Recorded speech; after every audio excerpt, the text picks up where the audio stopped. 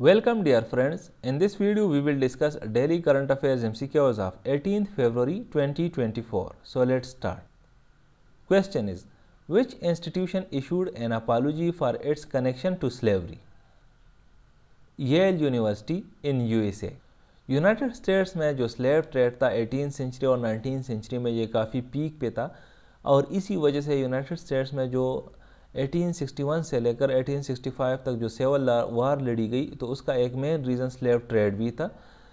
तो अभी recently L university ने जो ये अपॉलॉजी इशू की है, इसका रीज़न ये है कि इसके पीछे काफ़ी सारे रिसर्च पेपर्स पब्लिश हुए थे और उन रिसर्च पेपर्स ने ये इस्टेब्लिश किया था कि येल यूनिवर्सिटी का भी स्लेवरी के साथ काफ़ी कनेक्शन रहा है, तो इसी वजह से उन्होंने ये अपॉलॉजी इशू की है। Which former Thai Prime Minister has been released on parole from a Bangkok hospital? Taskin Shinawatra. Taskin prime minister रहा 2001 से लेकर 2006 तक और इसी बीच में जब ये प्राइम मिनिस्टर था तो उसको एक्यूज़ किया गया कि इसने करप्शन की और पावर का एब्यूज़ किया। ये पिछले 6 महीने से हॉस्पिटल में था और रिसेंटली इसको रिलीज़ किया गया है हॉस्पिटल से पेरोल पे। Which country did the president of Somalia accuse of attempting to annex part of its territory? Ethiopia. इस वक्त इथोपिया के कैपिटल एडिस अबाबा में एक अफ्रीकन यूनियन समिट चल रही है और इसी समिट के दौरान सोमालिया ने इथोपिया को एक्यूज़ किया है। असल में हुआ क्या है कि 1 जनवरी 2024 को सोमालीलैंड और इथोपिया के दरमियान एक एग्रीमेंट साइन हुआ।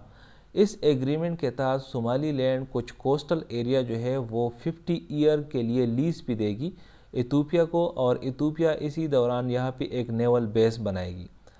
लेकिन जो सोमालीलैंड है वो अपने आप को एक इंडिपेंडेंट कंट्री समझती है और डिक्लेयर करती है, लेकिन सोमालीलैंड को इंडिपेंडेंट कंट्री नहीं मानती और वो इसको अपनी टेरिटरी समझती है और बाकी इंटरनेशनल वर्ल्ड जो है या इंटरनेशनल ऑर्गेनाइजेशंस वो भी सोमालीलैंड को सोमालिया का ही टेरिटरी समझती है। क्योंकि सोमालीलैंड सोमालिया का टेरिटरी है तो इसी वजह से इस बात की कोई तुक नहीं बनती कि इथोपिया सोमालीलैंड के साथ इस तरह की कोई एग्रीमेंट साइन करे। What was the name of the NASA's Planetary Defense Test mission that occurred on September 26, 2022? Double Asteroid Redirection Test DART। Dart जो था उसका बेसिकली मकसद ये था कि स्पेस में एक एस्ट्रॉयड की जो मोशन है और उसकी काइनेटिक एनर्जी है वो किस तरह से चेंज की जाए।